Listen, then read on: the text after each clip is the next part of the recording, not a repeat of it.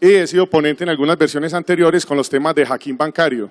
Pero en esta oportunidad voy a actuar como moderador del panel de ciberespionaje, al cual muy cordialmente los está invitando la Universidad Católica del Norte. Entonces, nos acompañan 3 panelistas expertos en diferentes, digamos, áreas temáticas. Cada uno de ellos va a abordar este tema desde una perspectiva diferente. En su momento le vamos a dar la palabra a cada uno de ellos. Van a tener aproximadamente entre 15 y 20 minutos. Luego de que termine el último de los ponentes, vamos a hacer 3 preguntas, digamos, que nos han solicitado por las redes sociales, y luego les daremos la palabra al público para que ustedes directamente puedan decir a cuál de los ponentes desean hacerle una pregunta en específico. Bueno, entonces está con nosotros Philippe Boland, Luis David Tobón y el juez Alexander Díaz. A cada uno de ellos entonces en su momento lo estaremos presentando. Vamos a arrancar entonces con Philippe Boland. Con él vamos a estar hablando sobre el caso de Snowden, sobre el ciberterrorismo. Él nos va a dar como la perspectiva y la óptica internacional sobre este tema. Entonces presentamos a Philippe. Philippe es francés, radicado en Colombia, es especialista e investigador en redes de comunidades de práctica. Está radicado en Colombia desde el año 2004, luego de haber estudiado en Irán, Senegal, Perú, Francia y España. Actualmente coordina el Club Networking TIC, una red de organizaciones profesionales y expertos en proyectos de alfabetización informacional, y de la red de investigación en el tema del matoneo en línea, sexting y ciberacoso, además de hacer parte de la iniciativa de la red académica.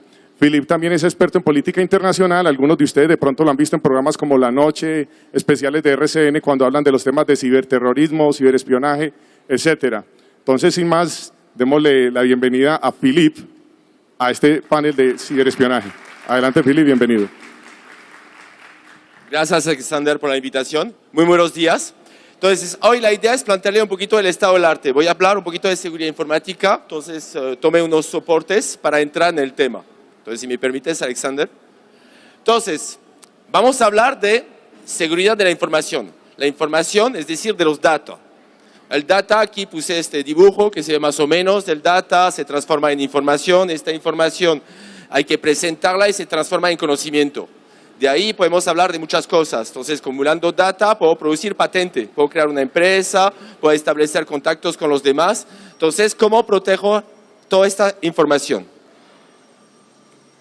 Vamos a verlo con diferentes enfoques. El origen de la amenaza de la protección de datos pueden ser varias. Un terremoto o un ataque cibernético. La gente que deja en su memoria con toda la información, pierde el teléfono celular, se le pierde toda la información que tiene en el interior, entonces puede ser pérdidas o también robo. Toda la parte de piratería electrónica. Al nivel de la información, eso es una clasificación que me gusta mucho, hay varias. Yo voy a decir que la información se puede clasificar en 3 colores: la blanca, la gris y la negra. La blanca es una información accesible para todo el mundo. Ya me conecto a internet, encuentro esta información, la puedo utilizar. Puede ser que no la puedo reproducir, derechos de autores, pero es una información que no tengo ninguna dificultad de encontrar, base de datos o otro. La segunda información es una información donde tengo que desplazarme para tenerla. Puede ser que son archivos que estén en una biblioteca especializada y desde donde estoy no tengo acceso directamente, o está en mi casa. Y la negra es la información restringida. Es decir, toda la información de servicios de información, pero también los pagos de la Universidad Católica del Norte. Los pagos a los docentes o cosas internas es una información confidencial donde no tengo acceso a esta información. Siguiente. Entonces, hay una cosa que se llama la CIA, ¿sí? ¿Acá? ¿Hasta dónde? Listo. Listo. La CIA, es decir que aquí no tiene que ver con el organismo de la CIA, es decir que la información tiene que tener una trazabilidad, una impunidad, una integridad de esta, la autenticidad. Una información tiene que llegar desde el punto inicial hasta al consumidor de forma tal cual. No tiene que ser transformado. Si tengo estadísticas, si me conecto y me doy cuenta que el 90% llega a 100, entonces hay una transformación de esta información y puede ser catastrófico en caso de toma de decisión. Siguiente, Alexander. Entonces, la seguridad de la información tiene como fin la protección de la información y los sistemas de información del acceso, uso, divulgación, interrupción o destrucción no autorizada de esta misma información. Eso es lo que cubre la seguridad de la información. Vamos a ver ahora esta seguridad de información desde diferentes enfoques, porque obviamente desde mi casa o desde el Estado, es distinto. No voy a utilizar la información y no voy a protegerla de misma manera. Siguiente. Desde el Estado, hoy estamos en una guerra informática, vemos unos ataques. Podemos decir que en el 2007 en Estonia hubo unos ataques supuestamente de Moscú. Casi todas las pruebas están, pero no se puede decir que es Moscú que atacó a Estonia. Les atacó todo su sistema, hasta el sistema bancario. La gente no puede utilizar sus tarjetas de crédito, no pueden utilizar el teléfono, se podía paralizar el teléfono, el agua, la luz, dado que todo está interconectado, porque justamente había un conflicto entre esos dos países. Entonces, un país decidió completamente bloquearle todo su sistema informático. Desde ahí, la información, ¿para qué sirve? Para toda la toma de decisión. ¿Ya? Desde Sun Tzu, Maquiavel, en la antigüedad, la información es donde se maneja justamente todas las bases. Siguiente. Aquí el caso Obama. Obama fue el primero justamente en montar desde el Estado un verdadero servicio de protección de la información del Estado. Aquí estoy montando el proyecto de los drones. Usted conoce los drones, los aviones no tripulados. Entonces, un dron hoy día puede ser como una libélula de este tamaño o el equivalente a un Boeing 737, donde puede estar cargado de bombas para hacer ataques en un país determinado, o para buscar información o para atacar.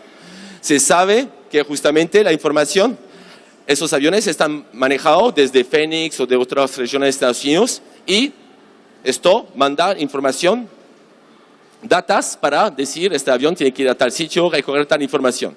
Hay que proteger esto porque como aquí vemos en este caso hay bombas, entonces esta bomba puede caer en manos enemigas. Se sabe que más o menos Irán logró hackear, tomar el control de unos 3 drones americanos. El caso de Bercy. Bercy es el Ministerio de Finanzas en Francia, donde están todos los impuestos de los franchutes, pero Bercy estaba organizando el G20. El G20 es la unión de los 20 países supuestamente más ricos, los que toman decisiones, y hubo un ataque fuerte. Unos dicen que fue a través de Anonymous y otras pandillas, porque justamente querían paralizar este G20. La única opción que tuvo el Estado para parar este ataque fue cortar la luz. No tenía parafuegos suficientes robustos, no tenía equipos suficientes preparados, entonces la única manera es cortar la luz, así ya no pueden acceder a nuestros computadores. El otro caso fue el caso que también no está comprobado, pero ya todo el mundo dice que hasta 2 periódicos franceses serios, l'Express y Le Point, dice que durante la campaña electoral de Sarkozy de derecha, el señor Obama de derecha lo chuzó. Todo el palacio de gobierno de Francia fue chuzado durante 3 semanas. Saber cómo están preparando su campaña, con quién se iba a aliar. Entonces aquí está un poquito el recorrido de cómo se hizo y supuestamente se hizo a través de Facebook. Entonces mandaron a alguien que tenía un correo oficial de por favor entra a través de su intranet a tal sitio y vuelven a actualizar sus datos. Y el tipo entró, actualizó sus datos y de ahí salieron toda la información. Siguiente. Entonces, desde ahí empezó a consolidarse un grupo que es el ANSSI en Francia, ANSSI, que es el grupo de manejo de la información estatal. Ahí lleva todo, desde lo que llama Interesano, la campaña que existe aquí en Colombia, Anticonfío, pero entonces vemos cosas de niños, pero realmente es cómo voy a proteger los datos, que es un capital para las empresas, un capital para el Estado, para que justamente no haya vulnerabilidad de esos datos. Hoy en día, si usted entra en la página, van a poder ver que Francia no está como España, pero está grave de todas maneras al nivel de desempleo. Más o menos están contratando entre 400 a 500 personas mensuales. Solamente esta agencia, y hay otras. Veremos más tarde. Esa es otra. Es una nueva comisión que se lanzó, una alianza para la confianza digital. ¿Por qué? Porque el último estudio que se hizo en París, hace unos 6 meses, demostró que 100% de las empresas son vulnerables en el tema de manejo de la información. Todo el mundo sabía el vulnerable, pero vulnerable, bueno, ¿qué quiere decir? Que los pueden atacar. Y fueron más allá. Y en el estudio se dieron cuenta que 100% de las empresas fueron atacadas. Y vamos a ver unos casos. Siguiente. El caso Schneider, al nivel Estado. Bueno, eso es un caso un poquito particular. Yo tengo mi punto de vista, pero ese es muy personal. Para mí este tipo todavía trabaja para una agencia de Estados Unidos. Como en Estados Unidos, como en Francia, hay guerras entre agencias. Él pertenecía a una agencia que se llama la NSA y yo creo que está un poquito manipulado por la CIA para destabilizar esto. Pero bueno, eso podemos entrar en detalles después. Desde la academia, porque como estamos en ámbito universitario, Alexander, lo que vamos a ver es que aquí no tomé estadísticas recientes, solamente tomé el periodo 2003-2007. Vemos que seguridad informática es un tema de estudio, son 427 publicaciones, 88 revistas especializadas solamente en Francia, 1.450 conferencias, 17 libros. Pero más allá de ahí, son 31 patentes, 28 software, 102 prototipos y 4 creación de empresas. ¿Qué hago con estas investigaciones? No las dejo aquí en un libro, trato de montar algo al respecto. Aquí vemos las diferentes clasificaciones de los diferentes grupos. Vemos que en lo que es seguridad de la información vamos a ver gestión de riesgos, justamente en caso de terremoto, vamos a ver justamente, ¿cómo se llama?, metadatos y otros temas. Entonces, el caso CNRS, el CNRS es el equivalente a Colciencias en Francia. Yo tuve la ventaja o desventaja de trabajar en Colciencias. ¿Quién conoce Colciencias aquí? Levante la mano. ¿Cuántos funcionarios hay en Colciencias de planta? Más o menos. No más de 10. Todo el resto son contratistas. ¿Cuántos hay en Francia? Aquí 10, pero en total son 230 personas en Colciencias. ¿Cuántos en Francia?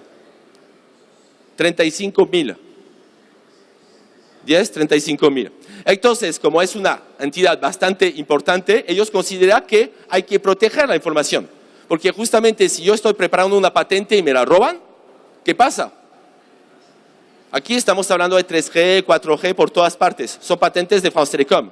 Es decir, que France Telecom aquí en Colombia no vende casi teléfonos, Alcatel un poquito, pero sí ganan en patentes. Entonces hay que proteger porque es un patrimonio. Entonces esta información está considerada como un patrimonio. Y en este caso, ¿qué está haciendo? Siguiente. Justamente todos los funcionarios que están entrando en la entidad pública tienen que capacitarse en el manejo de la información. Ojo, cuidado. Cuando llegas con tu memoria USB, ojo, cuidado, cuando recibes un virus, ¿qué tienes que hacer? ¿Cómo actúas? No te escondes, dígalo, para que justamente vemos cómo podemos actuar. Entonces, vemos que la formación, la capacitación que hay, inició en el 2002 y fue actualizada el 18 de julio de 2012. Entonces, ¿por qué avanza constantemente? Ahora, en el 2002, no se habla tanto de redes sociales, ahora sí. Entonces, voy a actualizar esto. Ahora toda la gente va a entrar con su smartphone dentro de la entidad. Entonces, si entro con mi smartphone también, ¿qué está pasando? Siguiente. Desde las empresas, entonces ya vimos el Estado, la academia, desde las empresas. Siguiente. Entonces, la información es estratégico.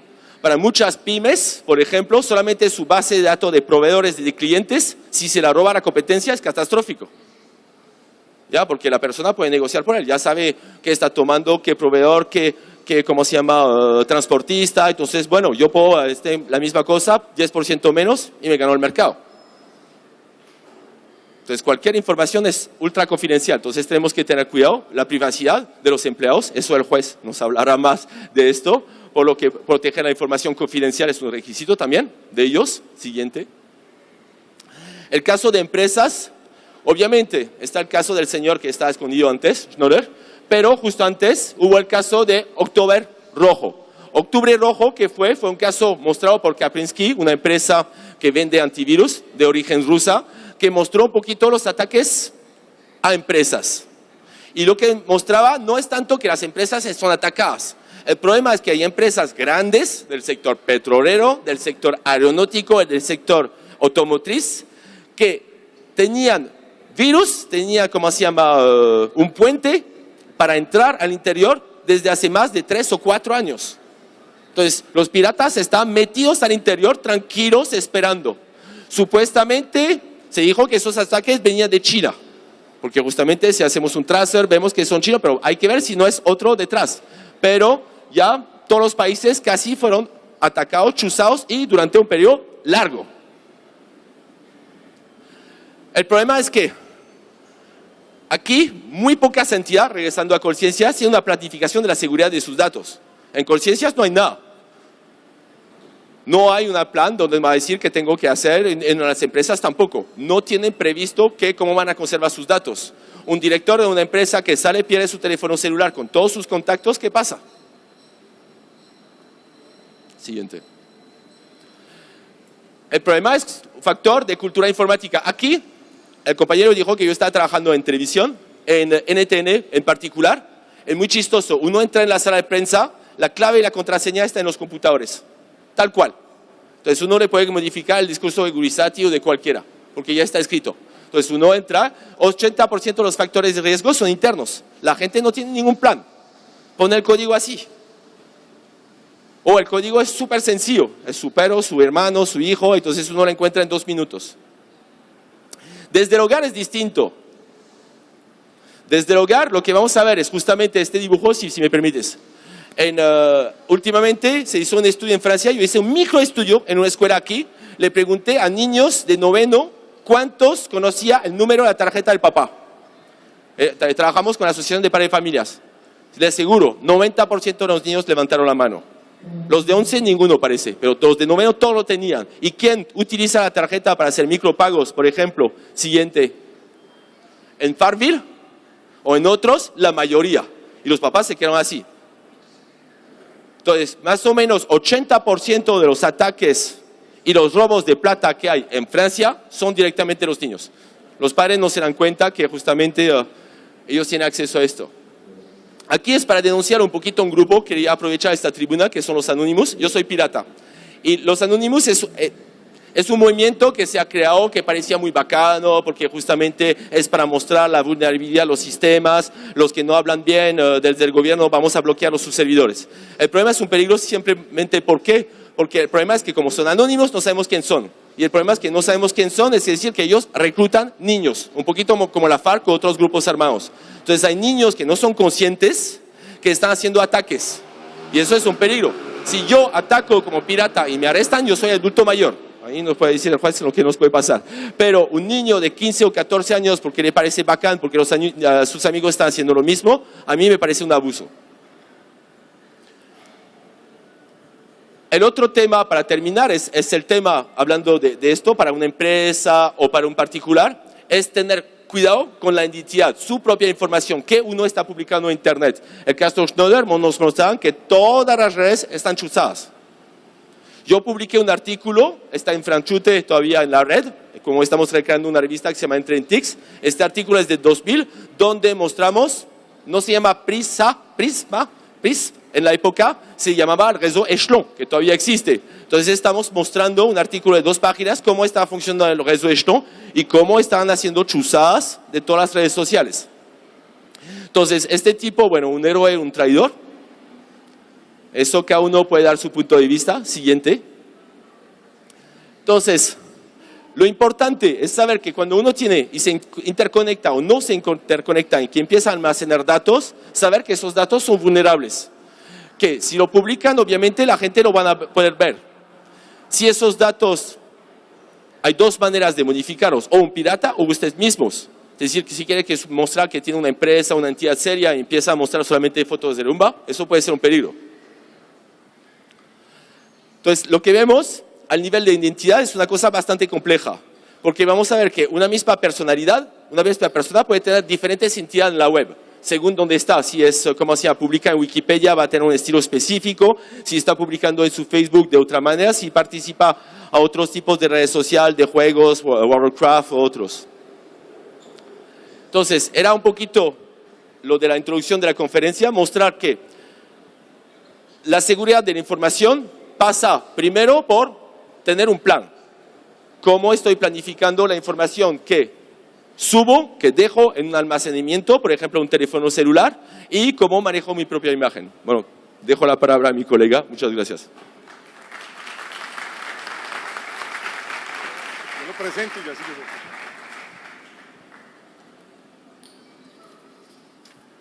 Bueno, a continuación con nosotros, el juez Alexander Díaz García. Va a tener que tomar un poquitico de agua para leer esta presentación tan larga.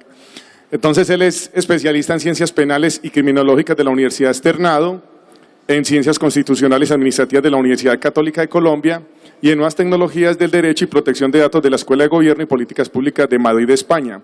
Es autor del libro En soporte papel, Derecho Informático, Elementos de la Informática Jurídica, editorial Ledger. Autor de numerosas investigaciones, artículos, monografías y contenidos en Derecho Informático, Delitos Informáticos, Informática Forense, Protección de Datos y Propiedad Intelectual. Es autor de la Ley de Delitos Informáticos 1273 de 2009, más una ley muy mencionada, logrando elevar a bien jurídico tutelado de la información y el dato y constituir a Colombia en el primer país del mundo en penalizar la violación de datos personales.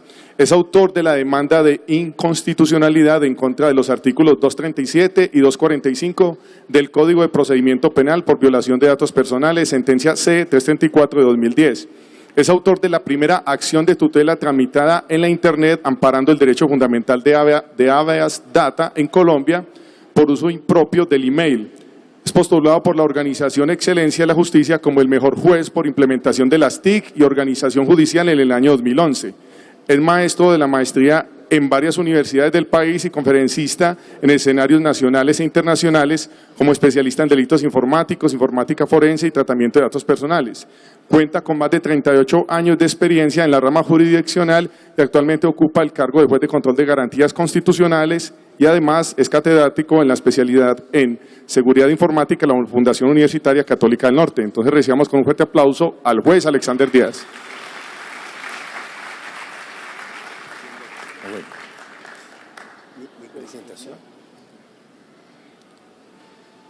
Amigos míos, amigos todos, cordial saludo. Mi presentación no va a ser tan dinámica como la de Philip, ni entretenida como la de él, o mi copanelista con Precio ahora, que va a ser muy entretenida.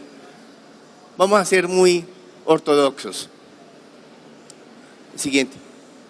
Encontré esta frase en un trabajo de investigación de un rosarista.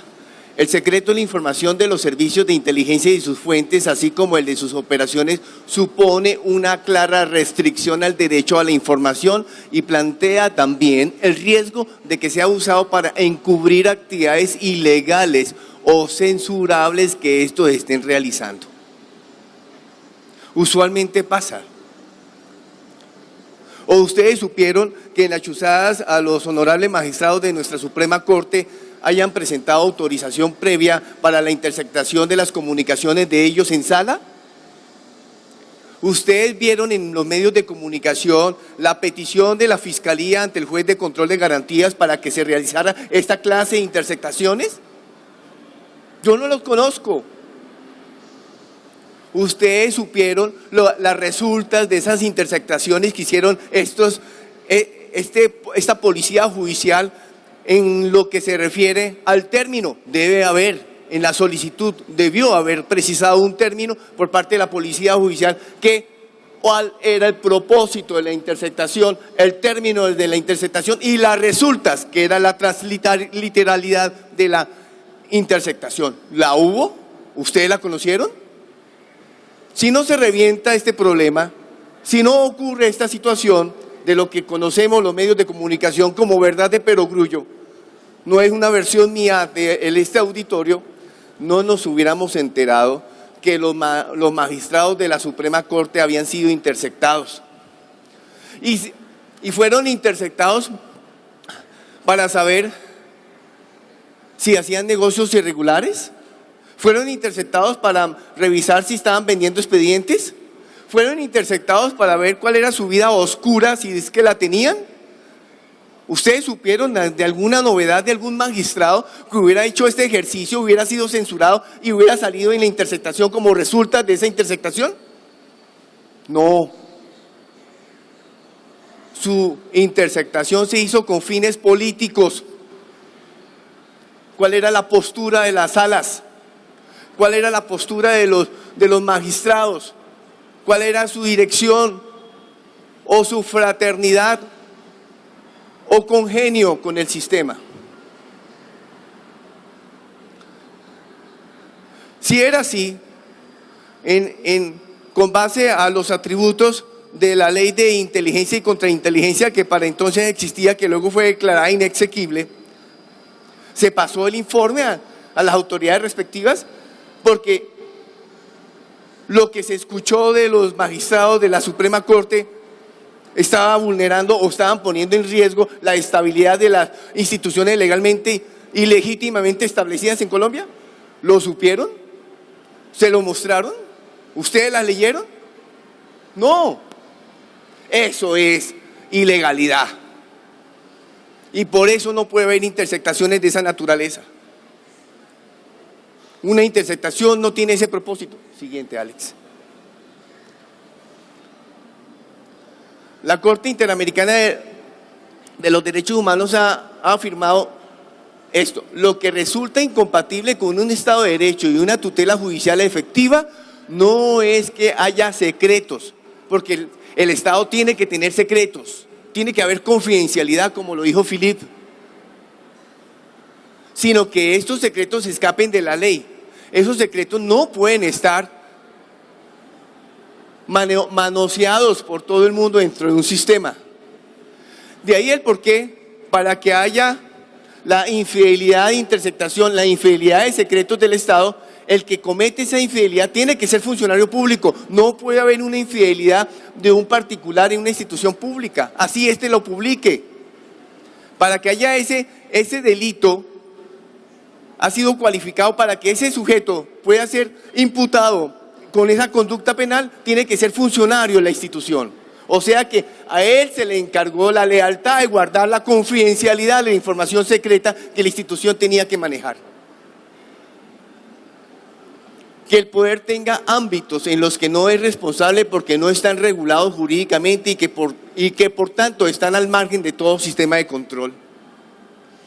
¿Hubo control en las chuzadas a la Suprema Corte? Si no hay este boom periodístico a través de los medios de comunicación, seguramente el pueblo colombiano hubiera pasado inadvertido de lo que se estaba haciendo con la información de estos honorables magistrados en tratándose del manejo que en sala de gobierno y en sala plena manejaban ellos para definir situaciones judiciales. Quiero traerles un caso de la vida real en donde sus nombres y sus locaciones han sido modificados, para que ustedes verifiquen cómo se necesita una interceptación telefónica. Pero esta interceptación telefónica, para que sea eficaz y cumpla los propósitos de la aducción de la prueba en un proceso penal, tiene que ser conducente. Y vamos a mirarla. Margarita Bustos es mi ejemplo académico. Profesora de una escuela rural, viajaba todos los lunes a ella, puesto que vivía en la capital de su departamento. Escuela muy distante al casco urbano, así como nos dicen los extranjeros, casi en la jungla. Convivía con sus alumnos de lunes a viernes y su pequeño hijo.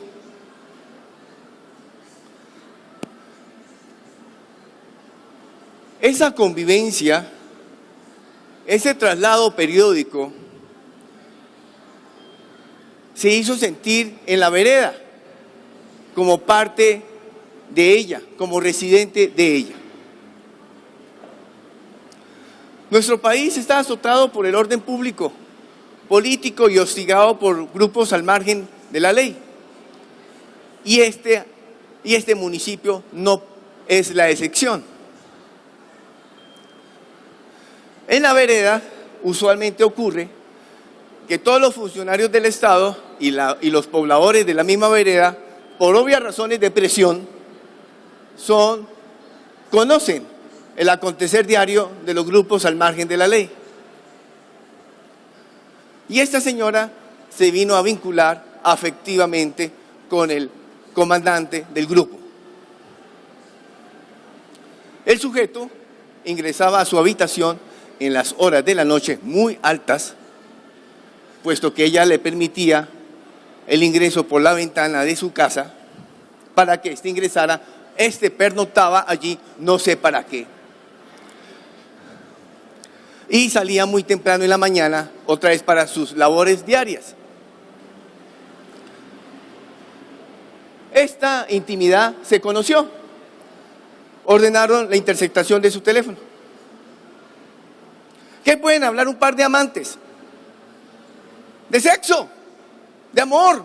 ¿Qué más pueden hablar? Y fue lo que se les grabó. Ordenaron su allanamiento, se logró su captura para el día del allanamiento y se puso a disposición del juez de garantías. El delegado del señor fiscal general de la Nación, no atendiendo lo que es su derecho a la intimidad, artículo 15 de la Constitución Nacional, puso a rodar la interceptación en sala y en ella estaba su marido.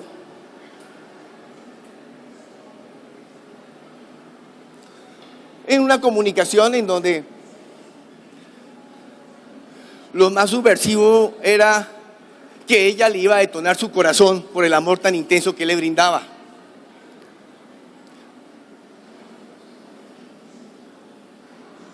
Que sus granadas de pasión la dejaban moribunda en los encuentros que bajo la luna la sometía. Pero dentro del texto transliterado jamás aparece vínculo alguno con manejo subversivo.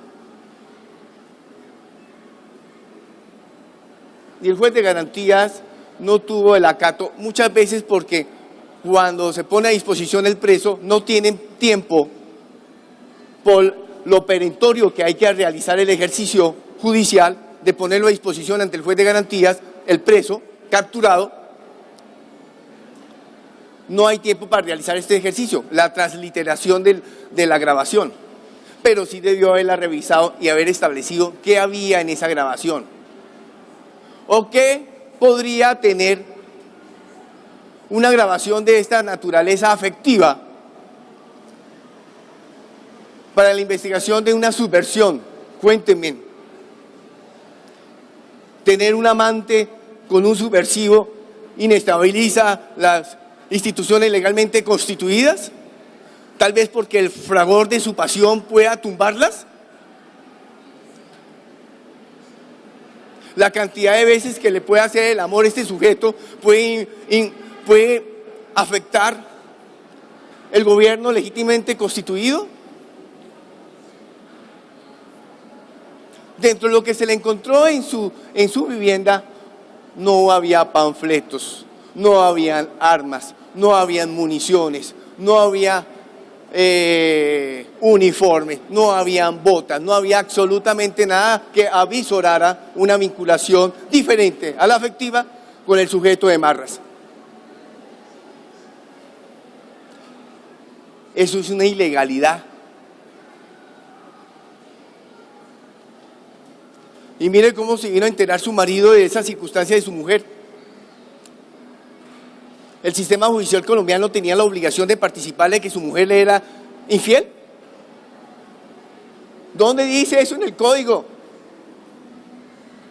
¿Dónde? Y que eso constituya una conducta penal, esté tipificada.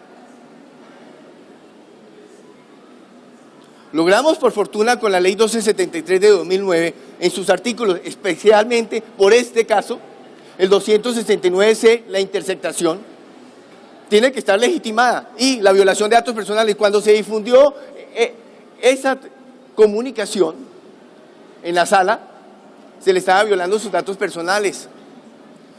Y recuerden usted que cuáles son los datos personales y los sensibles: sus preferencias sexuales, los datos de su salud, su origen étnico. Si ustedes pertenecen a una organización de derechos humanos, también son datos sensibles su registro. su inscripción política, cualquiera que sea su partido, así sea el más recalcitrante opositor al sistema. Esos datos son sensibles y para que puedan accesar a esa información se le tiene que pedir al juez de control de garantía su acceso o al titular. No puede ser por la puerta de atrás.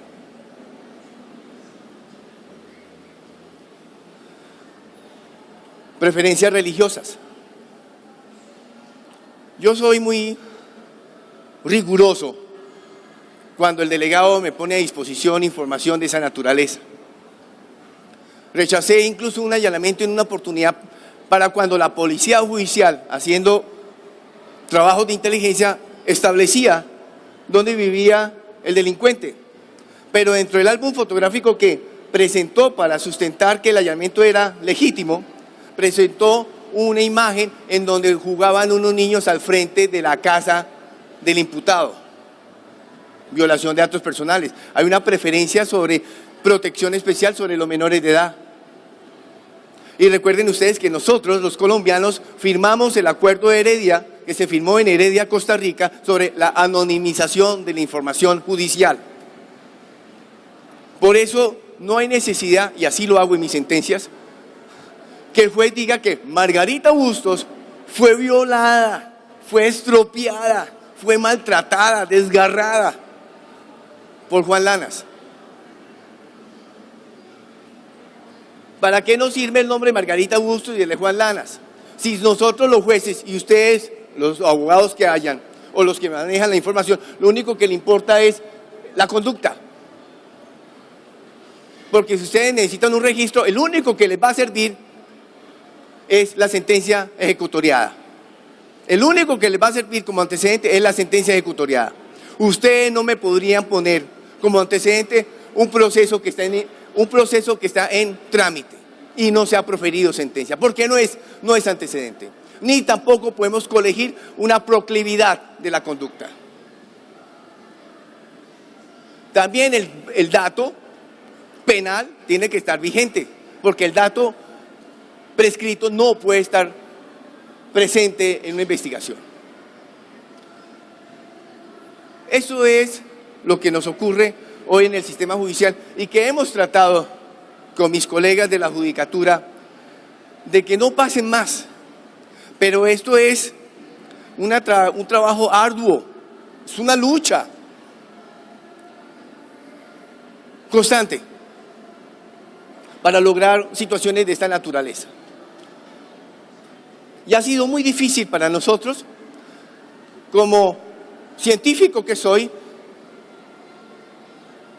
de socializar el tema, concienciar a mis colegas sobre la violación de datos personales, que es muy diferente a la injuria. Hoy, ella o él, terminando una relación, resulta perjudicada o perjudicado porque ella o él le publica imágenes móviles o fijas de su intimidad cuando eran pareja. La víctima va a la fiscalía y el delegado que la atiende le dice que eso es injuria. ¿Por qué puede ser injuria mostrar el cuerpo humano desnudo? ¿Es que así no somos biológicamente? ¿Así la naturaleza no nos mandó como sabemos que somos? Injuria sería que a esa imagen se le hiciera una edición y se le quitara un brazo, se le modificaran sus genitales, se le atropellara su estética, deformando su rostro o alguna parte de su cuerpo. Eso sería injuria. Pero injuria mostrar un cuerpo o una pareja haciendo el amor como son víctima y agresor, no es injuria, es violación de datos personales, son datos sensibles. Y establecimos una pena mínima de 4 años de prisión, base. O sea que el delegado, para cuando le soliciten modificación de la medida de detención intramural por una detención domiciliaria, lo va a pensar 2 veces y seguramente no se le va a conceder porque estaría violando el 213 del Código de Procedimiento Penal.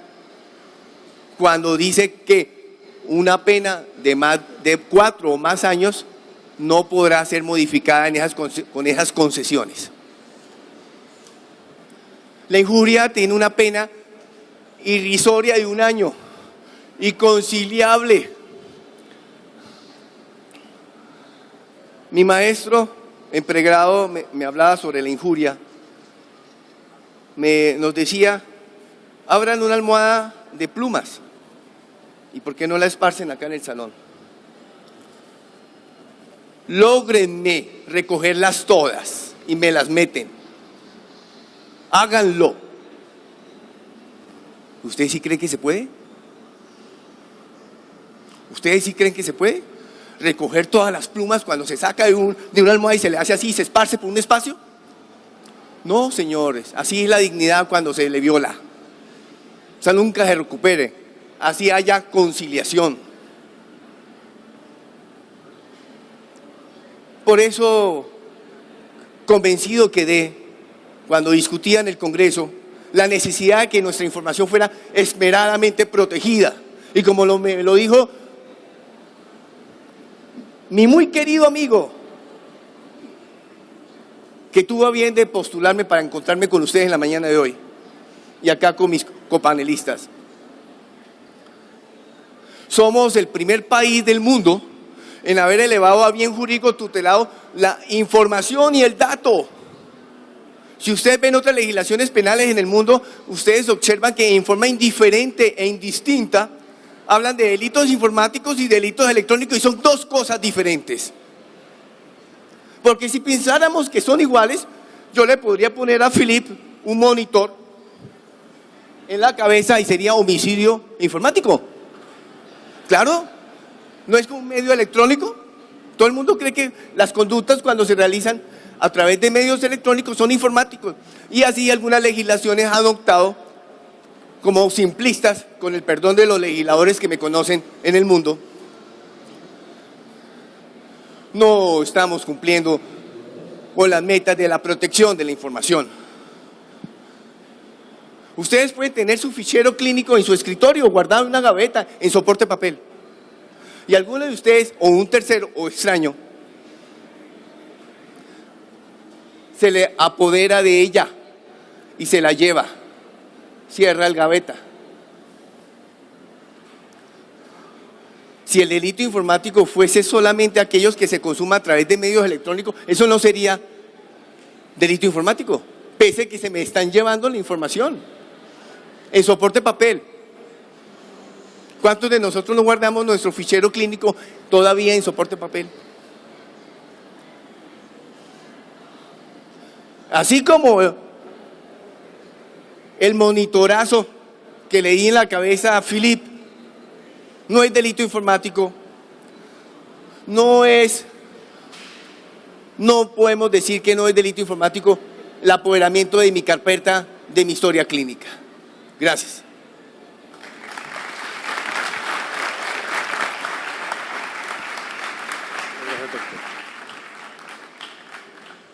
Bueno, nuestro último panelista es Luis David Tobón López. Él es director del Seminario Iberoamericano Actitudes 2.0, es Dreamer Imagine de España Postdigital 2012, co-creador del modelo Wikicity o Ciudad Digital, es CEO de Pensando en TIC, un proyecto de redes para innovar en la empresa y en las instituciones educativas con Actitud 2.0, es comunicador social, periodista de la Universidad Pontificia Bolivariana, especialista en educación y nuevas tecnologías de Flaxo, Argentina, magíster en Relaciones Internacionales Iberoamericanas de la Universidad Rey Juan Carlos de España, candidato a doctor en Relaciones Internacionales y Políticas Públicas de Implementación de TIC.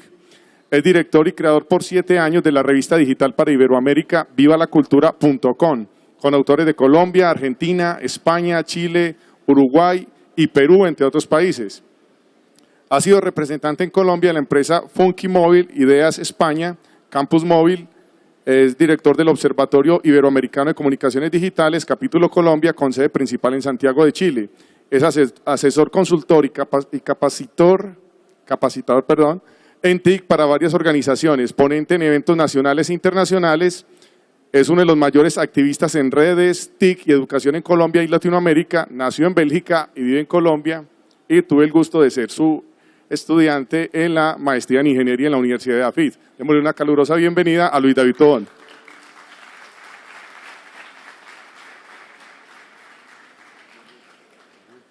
Gracias, Alexander. Bueno, es un gusto estar en este momento, en esta fiesta, digamos, del pensamiento, de la creatividad, de la palabra.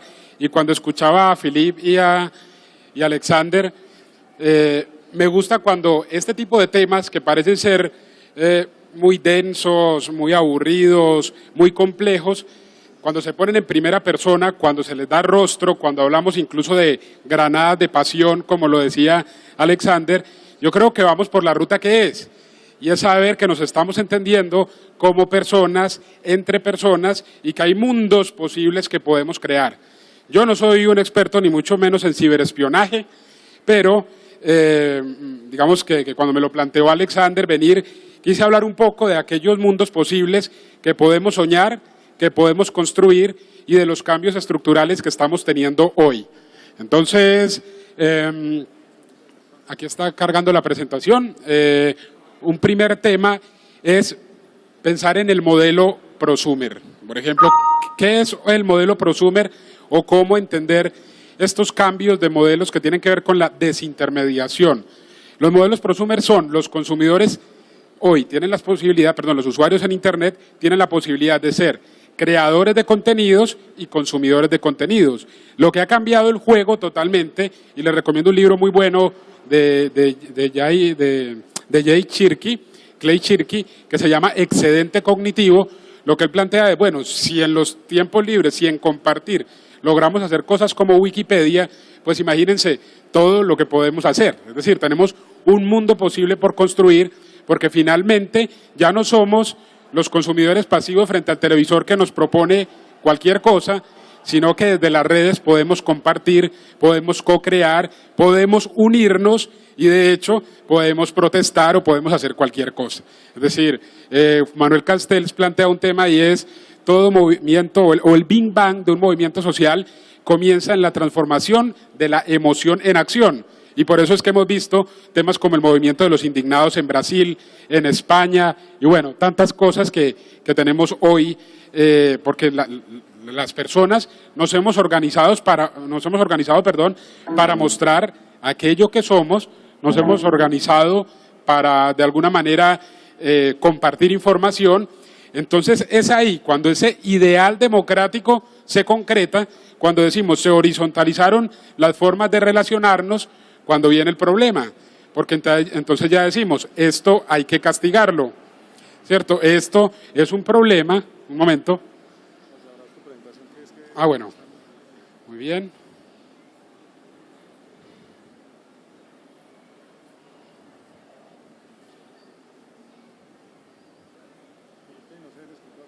Por eso tienes que montar el formato de doble pantalla ahí para podértelo manejar, si no te mandas un fondo normal de... Ahí ya está. Ah, no, aquí ya está. No aparece. Entonces démosle, espérenme un segundito, yo le doy acá. Duplicar pantalla. Listo. Finalizar pantalla.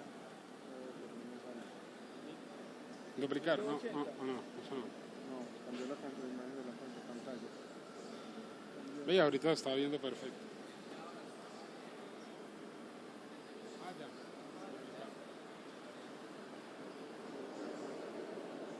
Ah, bueno, entonces ya vas a este aprecio. Bueno, muy bien. Listo.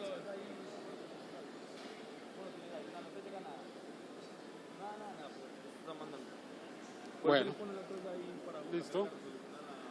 Ah, pero aquí ya se está viendo bien, ok. Señal en vivo. Entonces, ¿qué es lo que hay que hacer?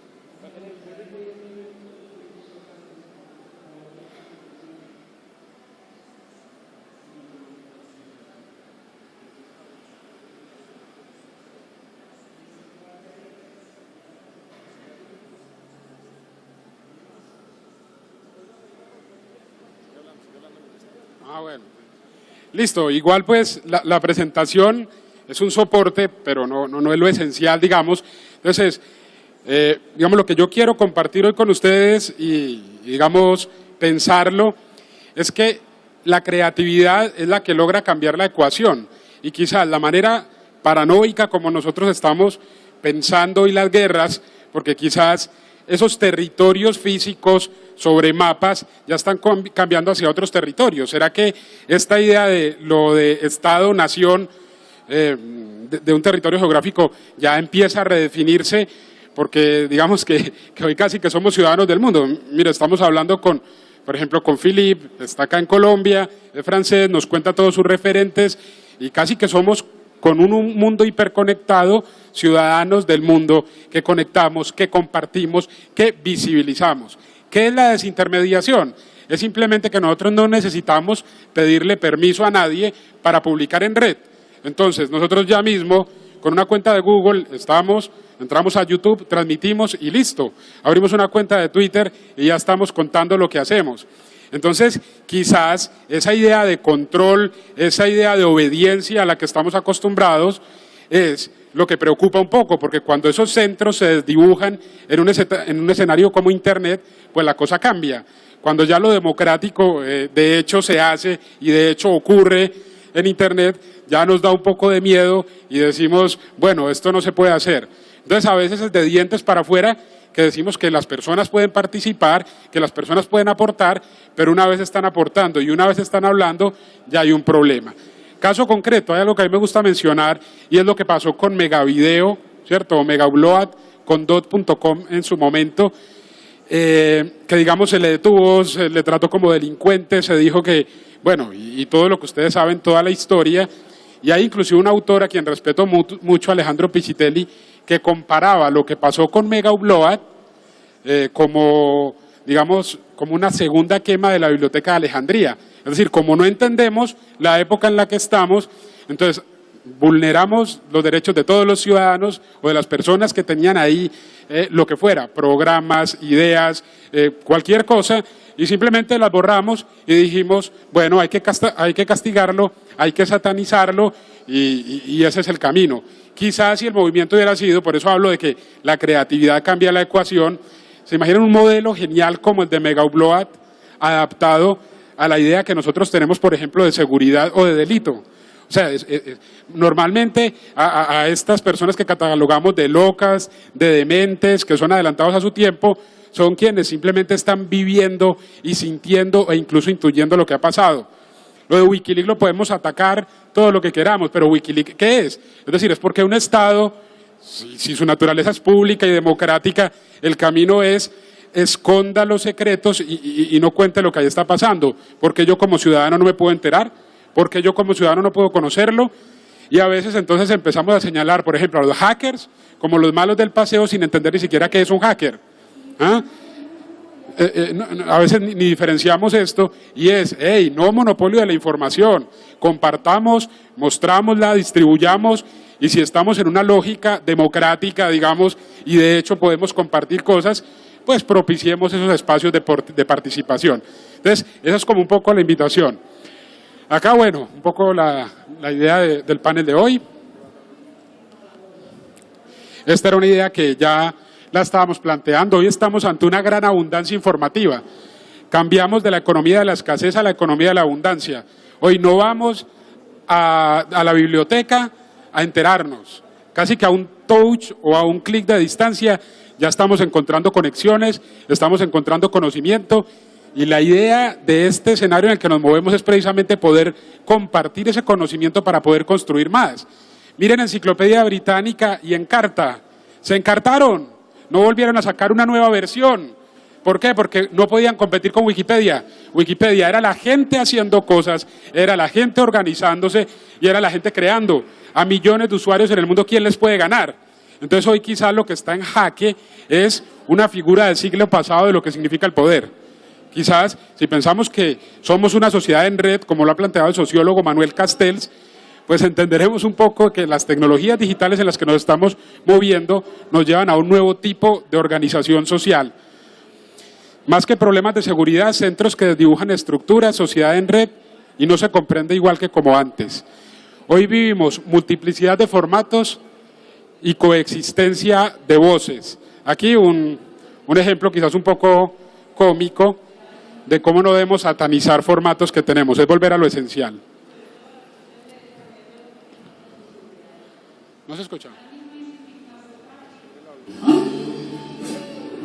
Emma. Huh? Emma.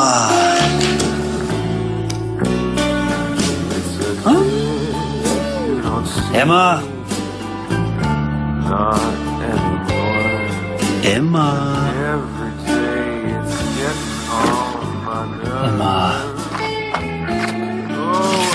Emma. Emma.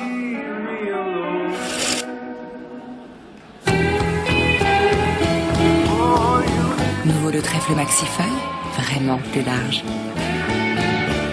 No se trata tampoco de atacar las formas comunicativas que hoy tenemos y casi que podríamos decir, los ciberdelitos son los delitos a secas. Es decir, lo que ha cambiado un poco es, por supuesto, cómo controlamos esto, porque hoy, en este momento y en este minuto, pueden estar naciendo 1000 nuevas formas de hacer delitos en Internet.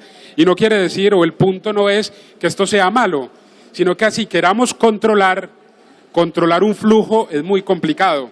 Entonces, más bien, la invitación un poco, o el planteamiento que yo hago es construir para la creatividad, construir para no excluir, construir para compartir.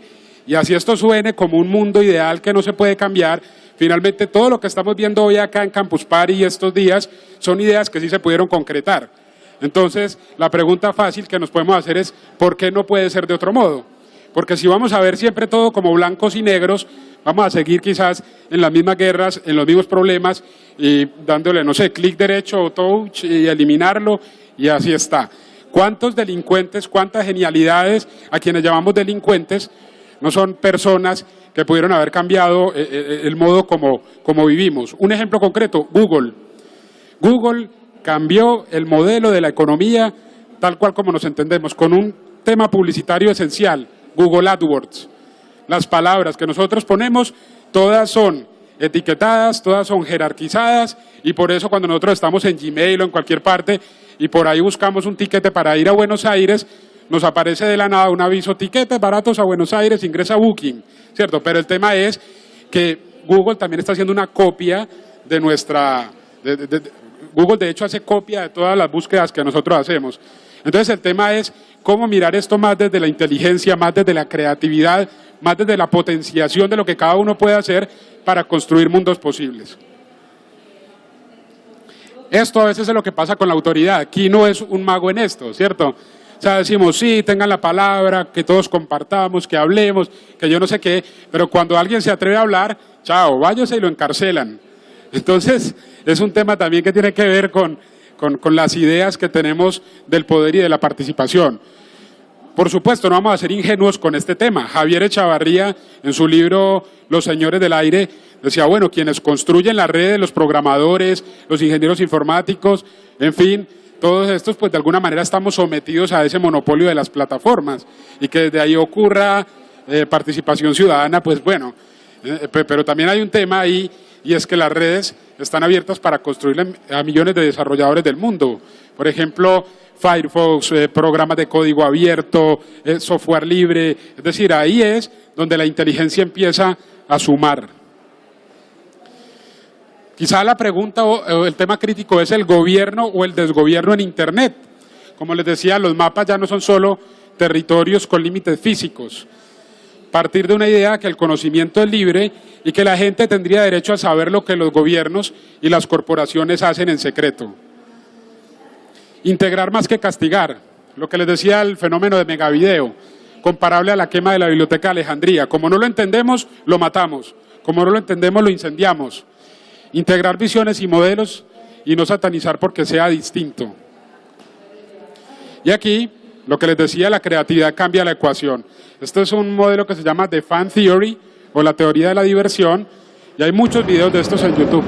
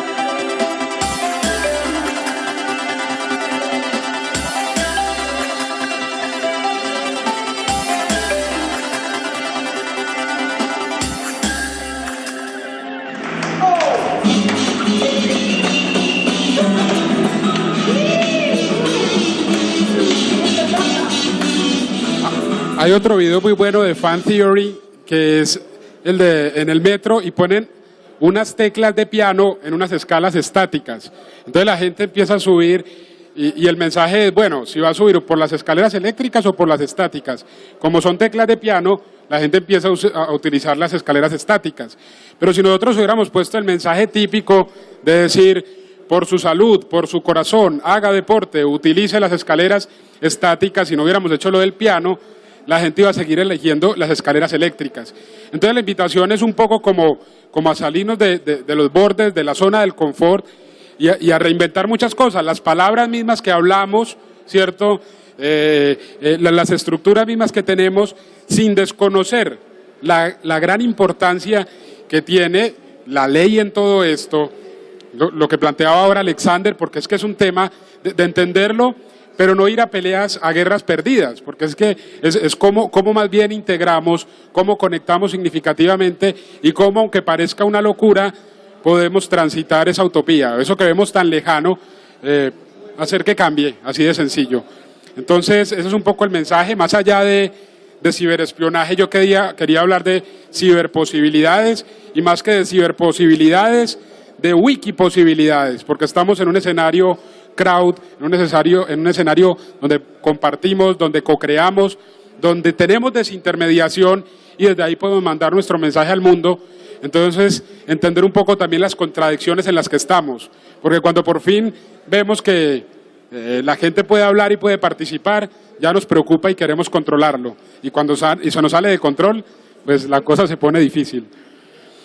Wikicity, sencillo, fue un modelo que creamos el año pasado en Barcelona y en Madrid, en Imagine, un centro de creatividad empresarial, y Wikicity fue un modelo para pensar la ciudad no solo desde las plataformas, porque uno habla de ciudades inteligentes, de ciudades digitales, pero normalmente solo pensando en que el ciudadano no tenga que hacer más trámites y todo lo haga en una plataforma.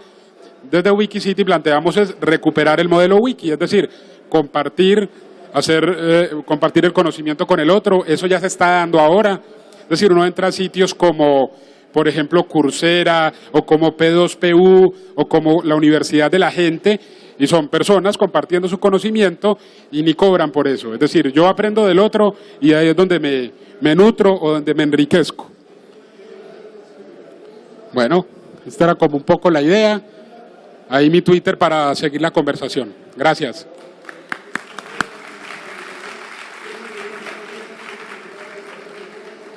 Bueno, para dar cumplimiento al tiempo, entonces vamos a abrir el set de preguntas para que los asistentes puedan interactuar y preguntar directamente a alguno de los panelistas sobre alguna duda o una inquietud que tengan. Tan amable, levantan la mano y le facilitamos el micrófono.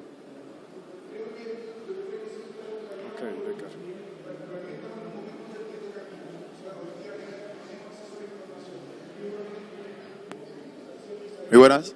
La pregunta, más que una pregunta, como una parte de sugerencia, la ponencia que hizo Phyllis, en cuanto a que muchas veces nos sentimos perseguidos o espionados. En Estados Unidos hay una ley que es la ley patriota, no sé si Alexander la escucha o la ha leído, que de una u otra forma, cuando hacemos parte de un gremio social, una red social, ellos tienen la potestad de poder quedarse con nuestros datos. Obviamente respetando la 1581, que es la Big Data, aquí en Colombia, preservando ese tipo de datos, pero como tal siempre nos están espiando, siempre las organizaciones estadounidenses están quedándose con nuestros datos y los están utilizando para hacer investigación y obviamente tener consecuencias judiciales. Un caso de un amigo mexicano que él es hacker, hacía diversas actividades en México y cuando fue a estudiar a Estados Unidos, lo llevan a un cuartel, le muestran serias evidencias que ha realizado con unos ataques informáticos hacia el Pentágono y él ya se da cuenta de que va a ser judicializado. Le muestran todos los procedimientos que hizo en la web, obviamente él hacía parte de Anonymous y lo judicializan. Entonces, de una u otra manera estaba siendo investigado gracias a las redes sociales y a todos los movimientos que hacía sin que él se diera cuenta.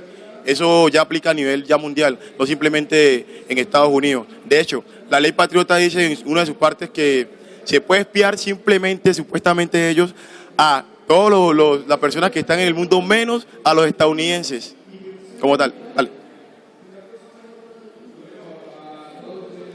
Sí, bueno, el tema en este momento, obviamente, sabemos que los gobernantes van a tener durante un momento determinado el derecho de utilizar una ley especial para poner unas chuzadas en un tema particular, porque supuestamente terrorismo otro. Entonces se inventa la ley Patriot, que es una catástrofe, pero creo que aquí es peor en Colombia, ¿o no?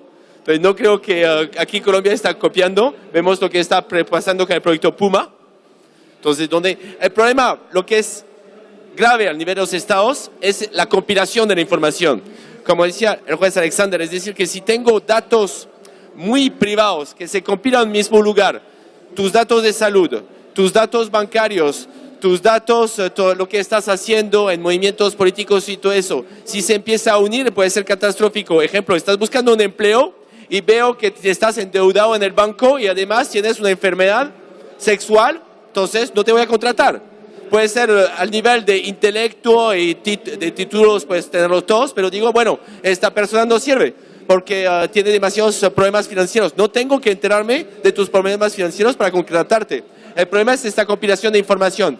En Francia existe una organización que justamente, un poquito como la Beas Data aquí, van a compilar y todas las organizaciones tienen que decir qué datos tienen y qué van a hacer con esos datos. Y tratan de evitar que una institución pública compile una serie de datos que pueden ser justamente después utilizadas para controlarte o manejarte. Entonces, el problema es que es control y en qué mano va a estar esta información.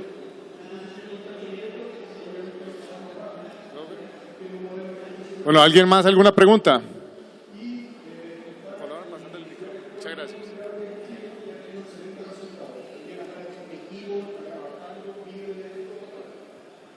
Buenos días, una pregunta para Philippe. Yo escuché que las empresas que generan antivirus también crean los antivirus. No sé si sea un mito o es una realidad. Y si es así, ¿podemos confiar en los antivirus que instalamos en nuestros computadores?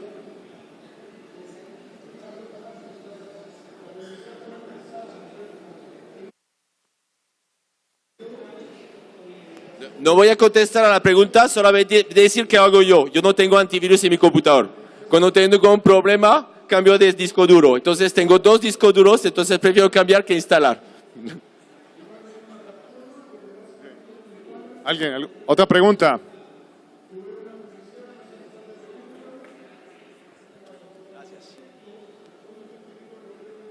Buenos días. Las preguntas son simples. Estoy incursionando mucho en este mundo, entonces la idea es como aclarar algunas dudas que tengo. Y tengo una pregunta pues para cada uno de los panelistas. La primera sería para Philip y es algo que me causa como mucha intriga. A ver, yo noto que de pronto desde esa perspectiva que tenés de analizar esta situación del ciberespionaje desde una óptica más internacional, porque veo que lo puedes ver como desde otro ámbito. La pregunta es, de pronto de sus conocimientos, ¿usted cree que puede llegar a pasar en Sudamérica, en Latinoamérica, con tantos países que están optando por una postura ideológica distinta en cuanto a estos casos de ciberespionaje?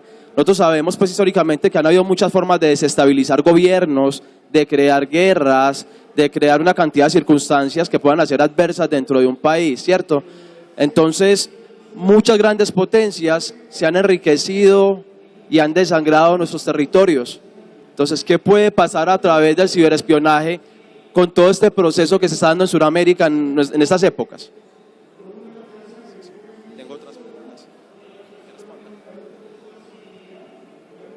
La negociación que hay en este momento entre la Comisión Europea y Estados Unidos en el Tratado de Libre Comercio se demostró que todos los que están sentados en las mesas europeos están chuzados por Estados Unidos. Se demostró. No hemos demostrado que Francia también están chuzándolos. Es decir, que en este momento la guerra es económica. Antes se robaba el oro de América Latina contra espejitos, ahora se va a robar contra computadores, programa de tablet del ministerio. ¿Cómo se llama? China hizo una donación a Francia de unos teléfonos celulares a los investigadores. Se dieron cuenta a los 6 meses que esos teléfonos están chuzados. Entonces, ¿por qué? Ahora no se roba el oro, se roban los datos. Entonces, la información es básico, tener esta información para poder destabilizar. La teoría de complot no creo, pero la teoría que es cierto es que quiero saber cómo está negociando la otra parte. Yo trabajé en Rusia y en Rusia en la época se alquilaba satélites para poner enfocarlos frente a una empresa para saber quién entraba y quién salía. Todas las placas de los automóviles en Alemania, y así sabíamos cuáles eran los proveedores, cuáles eran los clientes, y eso era para el sector privado. Entonces, ¿cómo se llama? La alquiler de un satelital para saber quién entra, quién sale. El data en este momento, como la persona que es capaz de analizarlos, vemos aquí una empresa, por ejemplo, totalmente legal, que es Favalavera. Entonces, según lo que tú compras, te van a mandar un catálogo específico por internet, por ejemplo, Amazon o eBay. Entonces, ellos analizan tu comportamiento de compra. Entonces, se puede analizar un comportamiento de compra, se puede analizar un comportamiento de, ¿cómo se llama?, social también. Entonces, obviamente, en este momento la guerra es 100% económica. Y chuzas, cuando hubo el caso de PRISP en Estados Unidos, en Francia preguntaron y todo el mundo dice, sí, nosotros también estamos chuzando. Si tú entras en la página de la NSC, vas a ver cuántos empleos buscan cada mes y vas a ver las otras agencias. Es un sector en este momento que no está en crisis. ¿Tenías otra pregunta para los panelistas?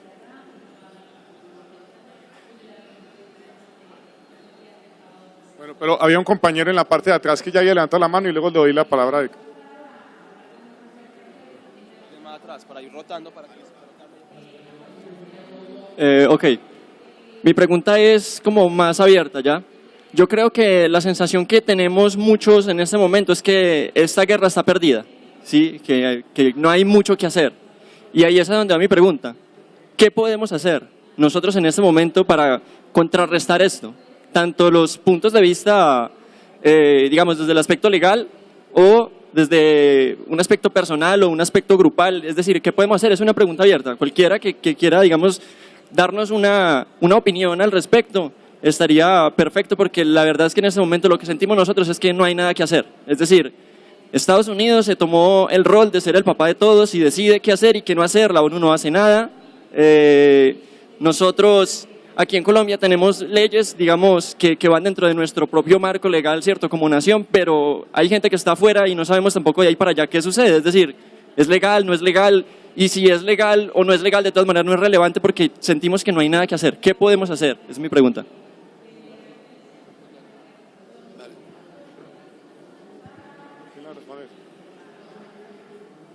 Vea todas las redes posibles para que llegara este micrófono acá. O sea, es un poco eso también. Yo creo que lo planteaba al final, es la creatividad cambia la ecuación. Es decir, no conformarnos con lo que tenemos, sino entender profundamente los cambios estructurales que estamos teniendo hoy para saber que estamos ante un cambio de paradigma. Es decir, los cambios son muy lentos y ahí ocurre mucha diversidad y muchas mezclas, pero yo digo que aquí la clave es integración, porque ante este tema de redes, ante este tema en el que cualquier persona puede participar en esos escenarios de desintermediación, yo digo que nos queda es eso, porque finalmente cuando pensamos que habíamos resuelto las preguntas, teníamos las respuestas, cambiaron las preguntas. Entonces hoy tenemos muchas incertidumbres y es hacer, es decir, está todo por hacer, pero no quiere decir que tengamos guerras perdidas, más bien tenemos guerras inventadas. Y lo otro también que quería decir con lo de los antivirus, que decía que si las mismas personas que digamos mueven la economía de los antivirus también son quienes atacan, y en fin, es que en ese ecosistema estamos. Hoy una persona que vulnera un sistema puede ser, digamos, el director de seguridad de Facebook o el director de seguridad de yo no sé qué. Entonces el tema es cómo ese que era malo en un momentico se vuelve bueno, porque es que resulta que ya tiene la autorización para ser bueno. O sea, usted es bueno y venga, haga eso que sabe aquí. Es saber enfocar ese conocimiento que tenemos tan plural y tan diverso. Es un poco eso.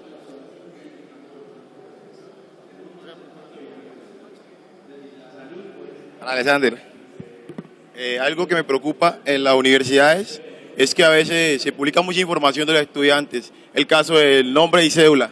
Con esa información se puede hacer muchos trámites informáticos. ¿Qué sugerencias desde el punto de vista legal o del marco legal se puede adoptar para que las instituciones educativas conserven un poco más ese tipo de datos, partiendo de que la cédula y el nombre personal de una persona, valga la redundancia, es una buena herramienta para hacer cosas?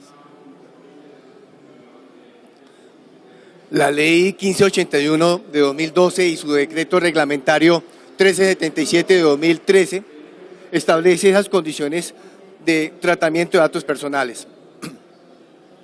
¿Qué obliga esta ley? Las instituciones públicas, personas naturales o jurídicas que capturan datos personales, tienen que garantizarle al titular de la información que va a tener confidencialidad, lo que tú exiges, y va a haber garantía, lo que yo tengo que ofrecer como capturador de datos, de que usted no se va a apoderar o su información no va a salir de mi fichero. Es lo que tengo, y es por eso que ustedes pueden exigirle a la institución que esté el registro de implementación de la ley 1581. Si no lo están haciendo, ustedes lo pueden demandar ante la Superintendencia de Industria y Comercio y su delegado de tratamiento de datos personales. Es un derecho que tenemos todos los ciudadanos, la garantía de que mi información no va a estar circulando a la deriva. Lo que tú quieres, seguridad sobre ella.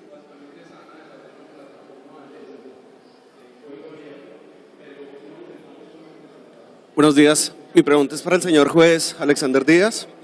No sé si yo esté mal informado, pero tengo entendido que aquí en Colombia un fiscal puede ordenar allanamientos, interceptaciones, puede ordenar cualquier cantidad de estos procedimientos. A mí realmente esto me parece escandaloso. Quisiera saber qué piensa usted.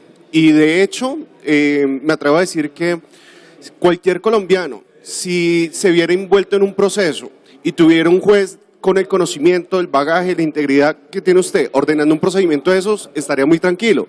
Pero me parece escandaloso que un fiscal lo pueda hacer. Sí, la idea es concienciar toda la rama jurisdiccional, a todos mis colegas, hablamos de la judicatura, no de la fiscalía, para que conozcan el manejo de la evidencia digital y no ocurra lo que nos está exponiendo. Porque efectivamente, si el delegado no sabe exponer en la propuesta de control de garantías de la captura del sujeto que tiene como indiciado, la imputación del mismo y la medida de aseguramiento que se le requiere en esa audiencia concentrada, seguramente vamos a tener a futuro una nulidad, porque seguramente alguien va a salir durante la historia de ese proceso un experto informático y va a solicitar la nulidad de la actuación por la ilegalidad y la irregularidad de la evidencia digital. Y tengo entendido que el Consejo Superior de la Judicatura, a través de la Escuela Judicial Rodrigo Lara Bonilla, está haciendo capacitación sobre el tema. No sé cuánto abarca, no sé cuál es su agenda, no tengo conocimiento, pero sí tengo entendido que se está haciendo capacitaciones a la Judicatura. No sé si la Fiscalía está haciendo lo mismo. Pero quisiera ampliarle un poco. Tú me podrías dar tu opinión personal, ¿sí? De cómo es posible que en Colombia un fiscal venga a ser juez y parte, porque lo que pasa es que el fiscal viene a ser una parte, ¿cierto? La parte opositora a la defensa. Y resulta que el fiscal acá puede ordenar allanamientos, interceptaciones, etcétera. O sea, ¿qué piensas de eso y por qué se permitió que eso ocurriera en Colombia? Es una prueba sorpresa en razón que se quiere es capturar casi en flagrancia al delincuente. Si queremos capturar al delincuente sorpresivamente, pues no podemos avisarle. Si le avisamos, pues guarda todo. A mí me han llegado audiencias en donde tengo que legalizar 10 allanamientos, en donde en esos 10 allanamientos de traficantes de narcóticos no se encontró absolutamente nada. Incluso me han dicho que les han dejado un aviso que se la dejamos limpia, la casa. O sea que sabían que la práctica del procedimiento judicial ya lo tenían advertido. Eso muchas veces por filtración de la información, deslealtad institucional, eso no podemos pensar de que también puede ocurrir. O también de que ya ese no es el centro de operaciones, ya es tan conocido, ya es tan barrido el centro de acopio, el centro de distribución o el centro de comercialización que cambian de punto para distribución. La prueba tiene que ser así, sorpresiva. La prueba tiene que ser así, sin mencionar, sin aclarar, sin anunciar. Lo mismo cuando hay una medida previa en un proceso ordinario. Cuando los abogados solicitan el embargo de un predio para garantía de una obligación, el demandado no sabe que va a pasar eso, porque si supiera, ¿qué pasaría? Exacto.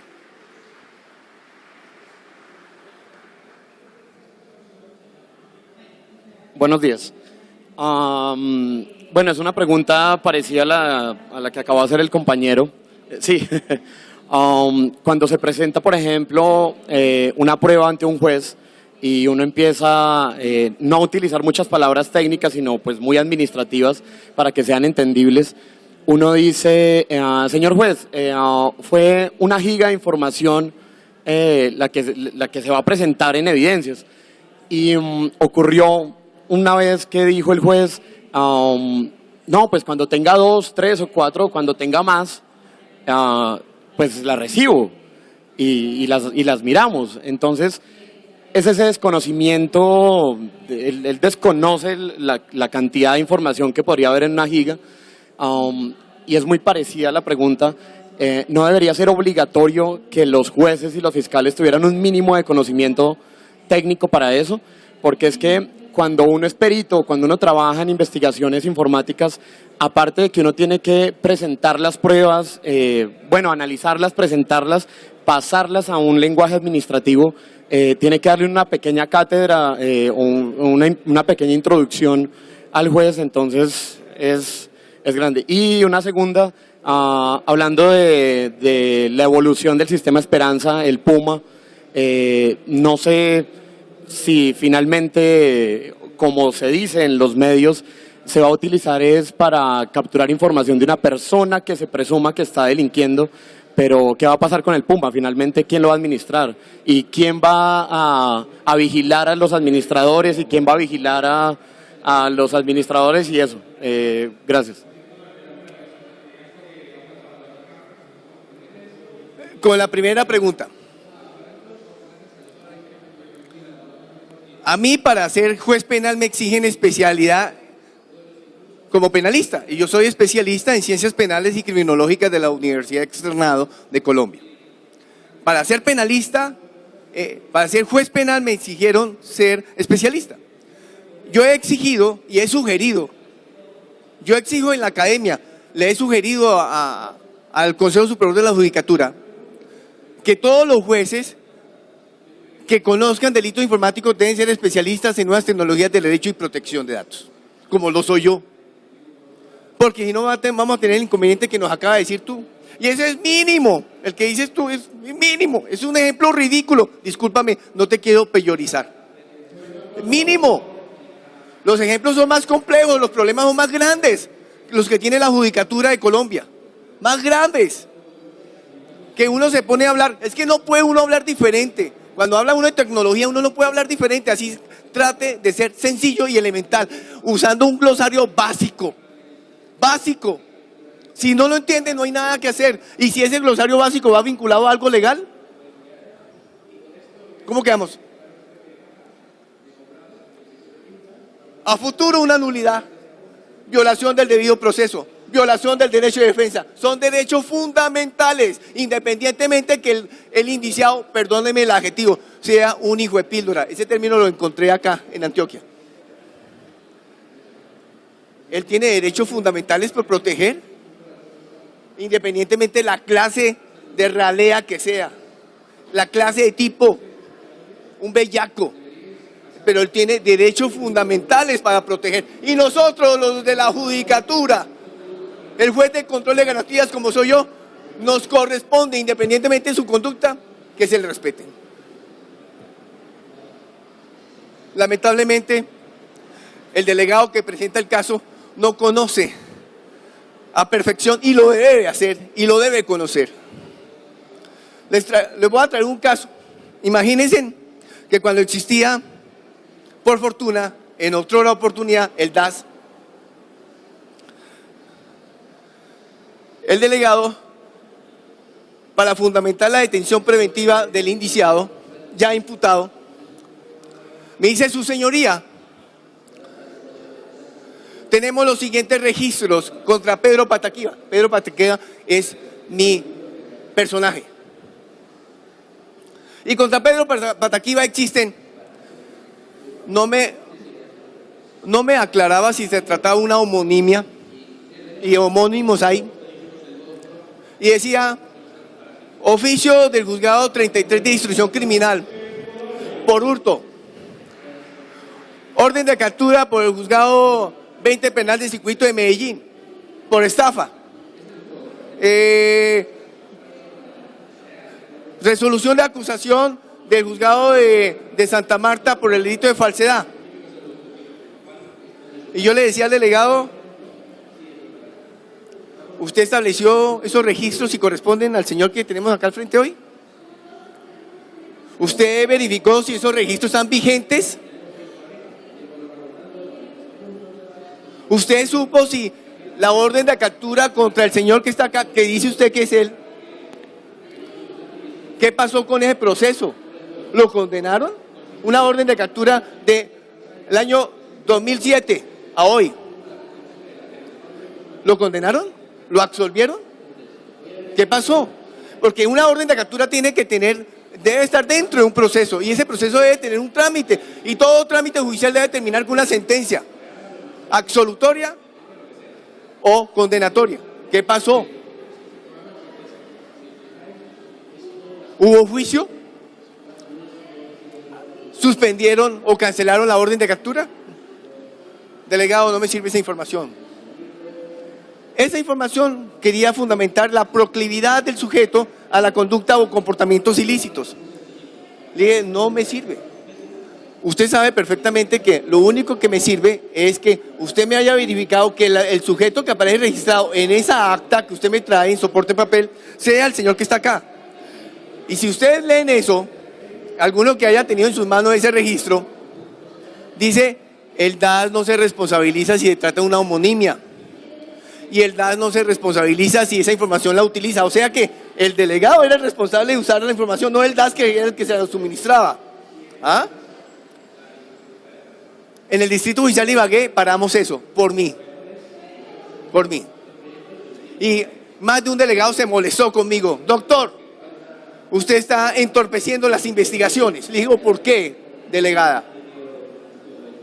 Porque usted, ese garantismo suyo nos está perjudicando. ¿Usted sí leyó la Constitución, delegada? ¿Usted sí leyó el 215? ¿Leyó el numeral tercero? ¿Las atribuciones que tiene la Fiscalía?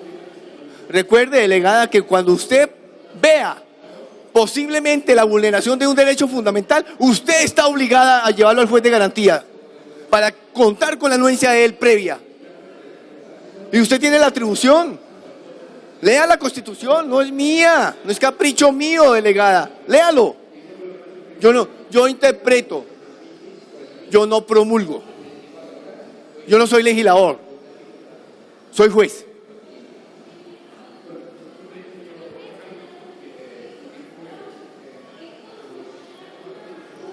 Buenos días. La pregunta va para los tres. ¿Qué pasó? ¿Qué pasó? Discúlpame, me emociono mucho. Puma va a ser administrado por la CTI de la Fiscalía y se dice que van a haber controles sobre el ejercicio de Puma. Van a haber 700 puntos de conectividad de Puma, 400 en Bogotá y los otros 300 en el resto del país. Eso nos corresponde a nosotros si leemos muy bien el informe de Puma cuando un delegado nos lo ponga a disposición para el control previo o posterior de constitucionalidad de lo hallado. Nosotros, los jueces de garantía, somos los que vamos a darle transparencia a ese hallazgo.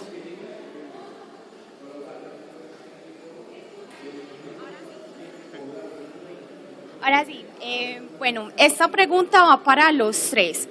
Bueno, a mí me llamó mucho la atención lo del señor Alexander que estaba mencionando sobre lo de las parejas, los amantes y esa cosa. Resulta que hoy en día estamos viviendo esa cultura, no sé si sea una goma, una moda por las tecnologías, no sé, de que sus parejas ya tienen pues como esa forma de que ya graban pues a sus parejas teniendo relaciones o tomando fotos. Por ejemplo, a una amiga mía le pasó algo así, que ya el novio pues quería grabarla, tomarle fotos. Bueno, tuvieron un problema muy feo y cuando terminaron, él divulgó las fotos de ella, las grabaciones, todo, por redes sociales, difamándola, tratándola de, mejor dicho, la por debajo, ¿cierto?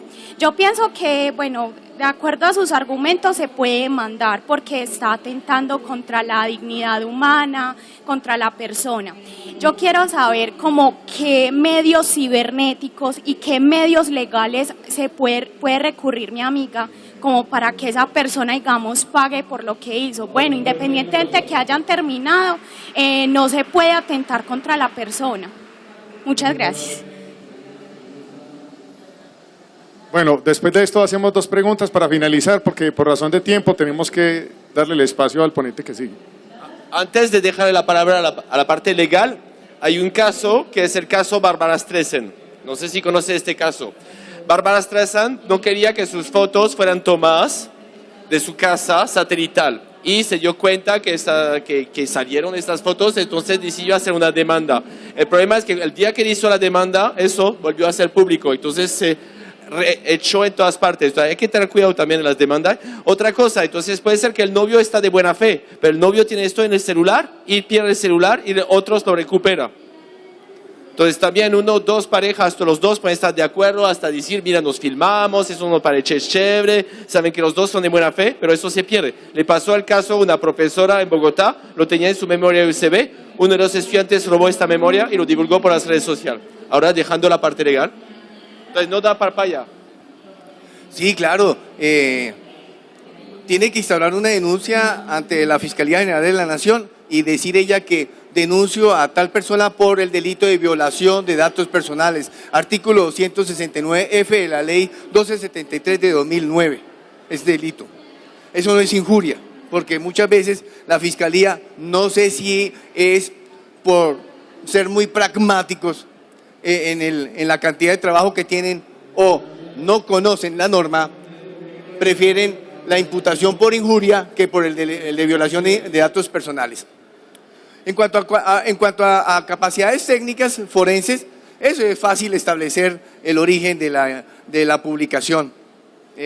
Nosotros ya hemos tenido varios casos y nos ha llevado a éxito esa situación. Forensemente se puede, pero tienes el éxito de la prueba forense es que se extraiga correctamente. Ese es el éxito. Si ustedes acuden al amigo, al hacker de la esquina, a un conocido, eso no le va a servir para nada si lo llevan al proceso. Para nada le sirve. Y lo único que van a gastar es, no más. No les sirve para nada. Tal vez para sufrir más viendo ustedes la situación en que la verdadera razón de la publicación. Ustedes tienen que buscar a un forense que sepa extraer legítima y constitucionalmente bien la evidencia para que la amarre bien en cadena de custodia y pueda haber una buena aducción procesal.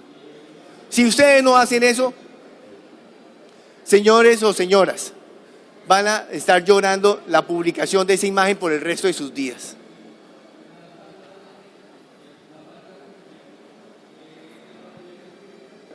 Buenos días. A ver, en el contexto de una organización o una empresa, si en la política de seguridad de la información indican que con la finalidad de proteger los activos de información, la organización puede monitorear las actividades de los empleados, ¿es esto legal teniendo en cuenta que violaría el derecho fundamental de la intimidad y podría considerarse este caso también como ciberespionaje?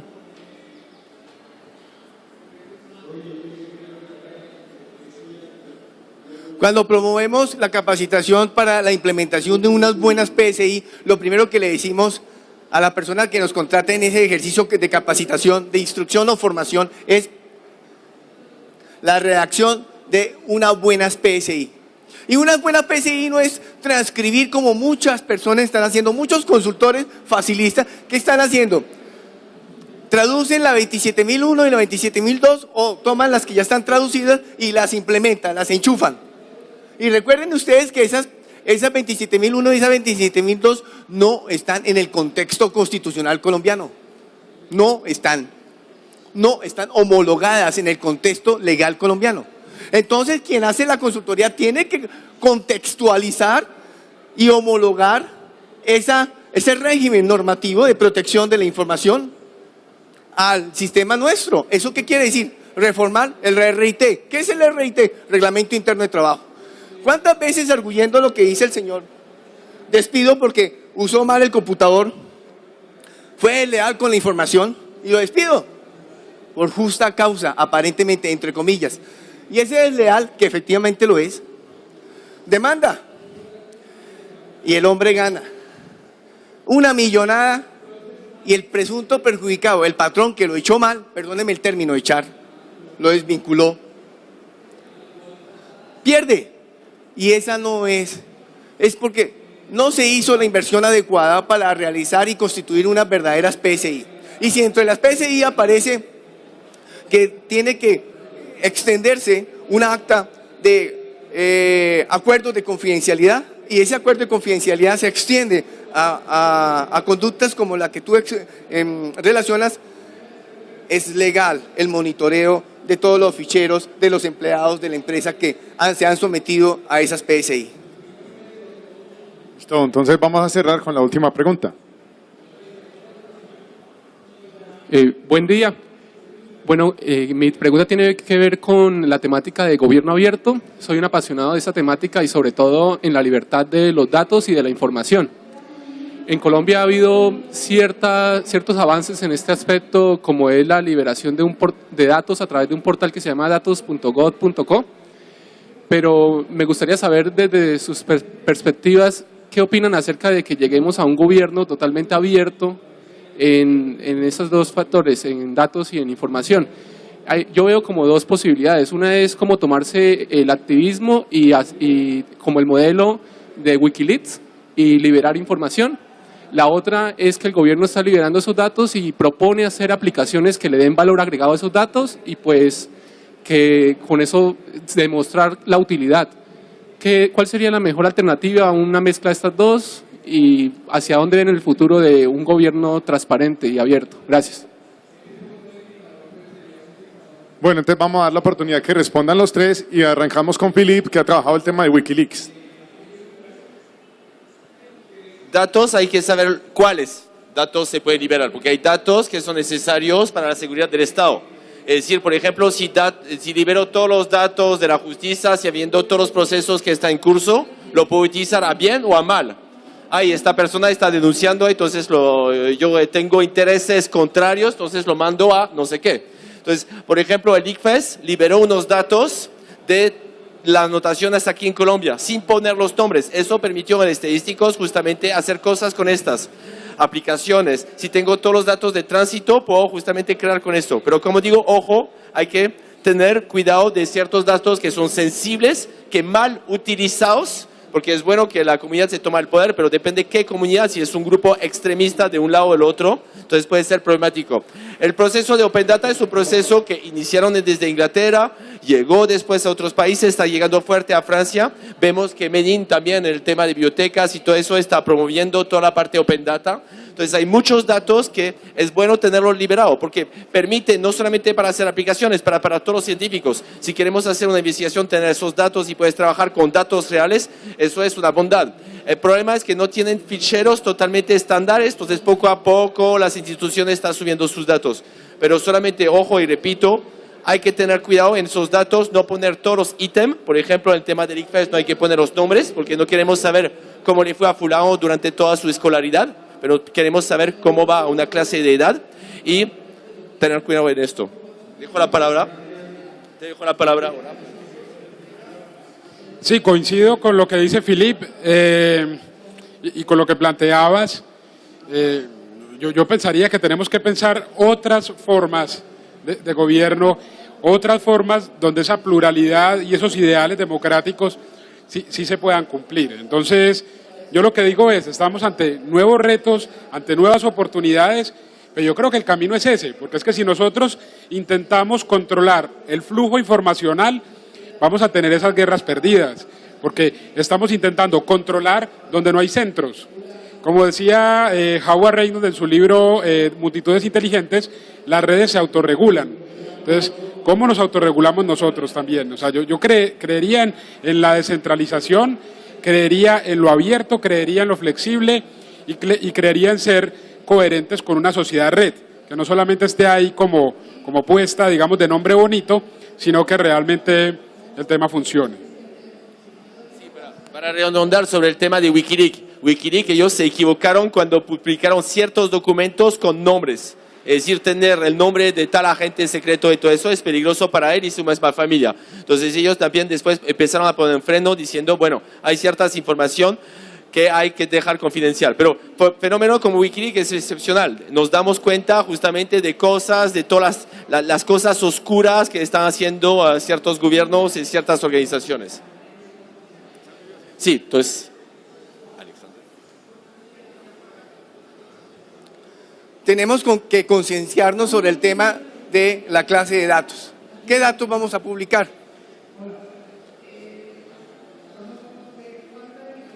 Si yo tuviera preferencias sexuales singulares, ¿es un dato para transportarse libremente? ¿Y a cuánto no le gustaría tener esa información en su mano para difundirla? Y el dinero que podría lograr. Yo estoy convencido que necesita un control. Necesita no solamente un control administrativo por parte del Estado, sino un control legal que frene. Porque no, viviríamos en una anarquía. Acá haría todo el mundo lo que quisiera con la información. Ah, mi vecinita no me puso bolas. Ahí, tenga, le va a dar duro. ¿Cuántas veces pasa? Pasiones que se manejan, no se controlan y mañana cuando se consuma la conducta penal ya no hay nada que hacer. Así me arrodilla ante el juez, él no me va a perdonar porque así no se hace justicia. Los datos sensibles, mis preferencias religiosas, mis preferencias políticas, mis preferencias sindicales, mis preferencias humanitarias, mis preferencias sexuales, mi origen étnico y mis datos de salud son datos sensibles. Son datos que requieren ex profeso, autorización del titular. Ustedes no pueden tener información de esa naturaleza en su poder de terceros si el tercero no lo ha autorizado a ustedes a tenerla. Es delito, señores, es delito. Y ustedes no pueden decir de buena fe, yo no pensé que fuera delito. Es delito, señores, en Colombia es delito. Ahora, ustedes tienen que congeniar, homologar, ser conteste entre la 1581 de 2012, la Ley de Tratamiento de Datos Personales, en donde exige la autorización expresa del titular de la información, con la Ley 1273 de 2009. Artículo 269F, violación de datos personales. ¿Qué violación de datos personales? No solamente es que yo sepa dónde vive la niña, que es un dato semipúblico, pero yo no puedo por qué utilizarlo. ¿Con qué fines? ¿Tiene alguna vinculación conmigo, con mi empresa? Las vinculaciones de la tenencia de la información debe vincularlo, debe tener un contacto. Inexplicablemente yo no puedo tener información almacenada. Yo tengo que desarrollar un objeto lícito para almacenar información, aquella que no requiere autorización y de aquella especialmente sí que la que sí se requiere. Entonces la política de datos abiertos debe estar siempre sujeta a condiciones administrativas, que el Estado o un órgano de control maneje esta información y parámetros legales. Gracias. Bueno, de esta forma cerramos el panel. Muchísimas gracias por participar. Qué bueno que les haya gustado y los invitamos a que permanezcan en sus asientos, que ya en poco estará con ustedes Torre Negra. Muchísimas gracias a todos.